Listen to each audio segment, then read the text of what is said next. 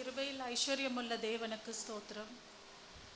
இங்கே சாட்சியாக நிறுத்தினதுக்காக கூட தேவனுக்கு கோடான கோடி ஸ்தோத்திரம். எனக்கு கல்யாணம் ஆகி 22 வருஷம் ஆச்சு.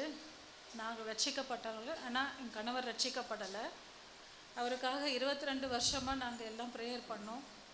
எங்களோட ப்ரேயரை காட்டிலும் பாஸ்டர் ஆண்டியோட ப்ரேயர் ரொம்ப அதிகமாக இருந்தது. அவங்க நிறைய தடவை எங்களுக்காக கண்ணீரோடு ஜெபிச்சிருக்காங்க. 2019 கொரோனா வந்தபோது அவர் ரொம்ப அதிகமாக பாதிக்கப்பட்டார். அவர் இஎஸ் ஹாஸ்பிட்டலில் கொண்டு போய் சேர்க்கும்போது டாக்டர் சொல்லிட்டார், உள்ளே கொண்டு போகும்போதே சொல்லிட்டார், அவர் காப்பாற்ற முடியாதுமா, எந்த நம்பிக்கையும் நாங்கள் கொடுக்க முடியாது, அதனால் நாங்கள் அட்மிட் பண்ணுறதே ரொம்ப கஷ்டம் அப்படின்னு சொன்னாங்க. அப்புறம் ரொம்ப ரெக்கமெண்ட் பண்ணி தான் அட்மிட் பண்ணோம். ஏன்னா அவருக்கு 60% மேலே லங்ஸ் அவருக்கு இன்ஃபெக்ட் ஆகிருந்தது. அப்படி இருக்கும்போது கூட தேவன் அவரை கிருபையாக காப்பாற்றினார். அவருக்கு ஜீவனை தந்தார். அவருக்கு அதை போல் அப்போ 1 லட்ச ரூபாய் கிட்ட அந்த பணம் கட்ட வேண்டி இருந்தது. அந்த சமயம் கூட இன்சூரன்ஸ்லேருந்து கிளைம் பண்ணுற அளவுக்கு தேவன் உதவி செஞ்சார்.